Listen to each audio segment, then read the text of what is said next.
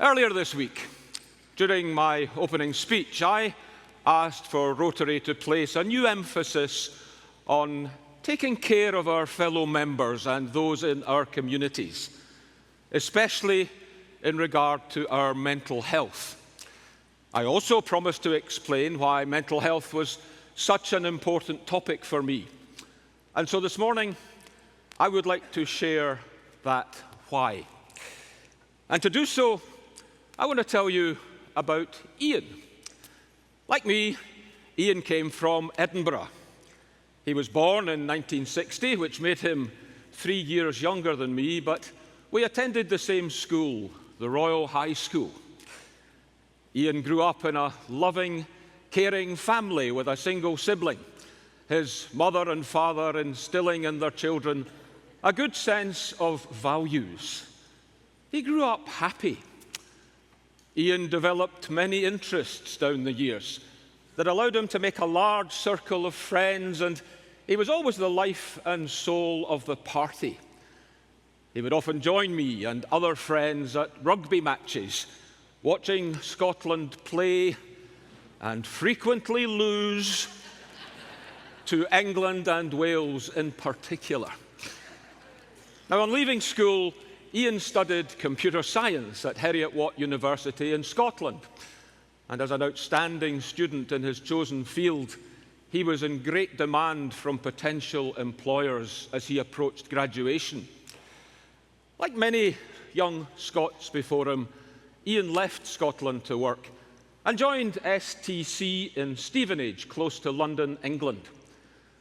I saw rather less of Ian once he moved away from Scotland, but we were regularly in touch and always caught up whenever he came back to Edinburgh to visit his parents. Ian didn't just have an active social life. He was a great success professionally as well. He won several computer industry awards as his expertise in the field was recognized. When he first relocated to England from Scotland, Ian joined and was an active member of the Rotary Club of Hitchin.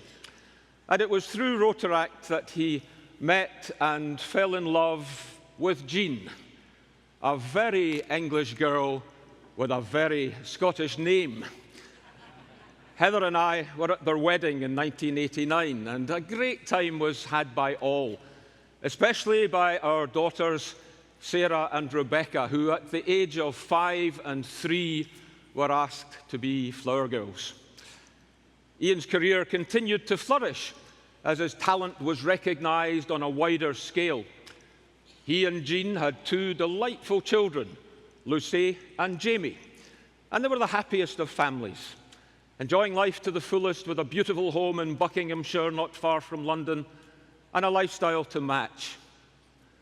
Heather and I, along with our daughters Sarah and Rebecca, would often see them when they visited Scotland, and we would often visit them at their home in England. But somehow, sometime, somewhere along the way, something changed for Ian, and he began to suffer from poor mental health.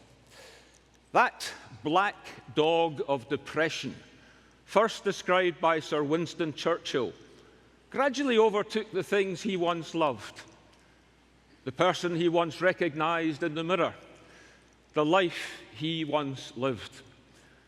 It followed him around like a shadow, like a large, lumbering shadow, loyal as a canine. Nobody knew it, not Jean, his wife, nor his family, nor his friends. Like many sufferers of poor mental health, Ian concealed it so very well. I guess it was for fear of being seen as weak, or for fear of being judged, or even for fear of being rejected. Eventually, after suffering in silence for who knows how long, it all became too much for Ian. And on the 8th of February 2014, at the age of 53, while attending a business conference in San Diego, California, Ian took his own life, leaving behind him Jean, Lucy and Jamie, then in their teens, an extended family, and a large circle of friends whose lives were changed forever, and who continue to this day to ask themselves the questions, why? What signs did we miss? How much more could we have done? I believe that one of the main reasons Ian and so many others like him reached the point he did was that mental health remains such a taboo subject, that mental health supplies remain very, very short, that people do not reach out to each other and ask the question, how are you? Or perhaps, to be more accurate, how are you really? I've heard it said that the mental health system isn't broken, it just hasn't been built yet. Well, maybe, just maybe, Rotary can, as it has done with so many other things, help build it.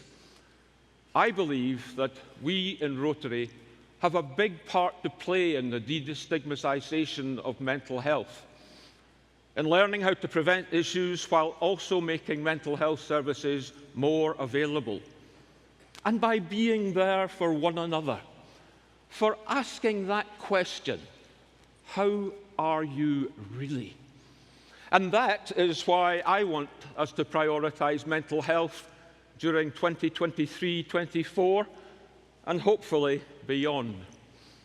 And in a minute, I'd like you to hear from an expert in the field, Dr. Geeta Jairam, a psychiatrist and associate professor at the Johns Hopkins University School of Medicine and the founding vice chair of the Rotary Mental Health Initiative Action Group. She also serves on the leadership team of that action group. She's a past Rotaractor, a past district governor, and is currently district foundation chair. And she is the 2015 recipient of the Global Alumnus Service to Humanity Award for Rotary. Working with professionals like Dr. Jairam, we aim to create a space where people both within Rotary and our broader communities feel safe talking about and addressing mental health issues. We will encourage clubs and districts to take action to erase the stigma associated with discussing emotional well-being, raise awareness of mental health needs for ourselves and those around us, work together on proven prevention techniques, and improve access to quality mental health services. It's a big ask. It's an important task. And I'm asking you to become champions of this effort. But before I finish, there is one more thing I want to tell you about Ian. Ian was my brother, my only brother. And believe me, I don't tell you that to seek your sympathy, but to merely illustrate that any one of us can be affected by the scourge of poor mental health. Any one of us can be left seeking answers to the questions, why? What signs did we miss? What more could we have done?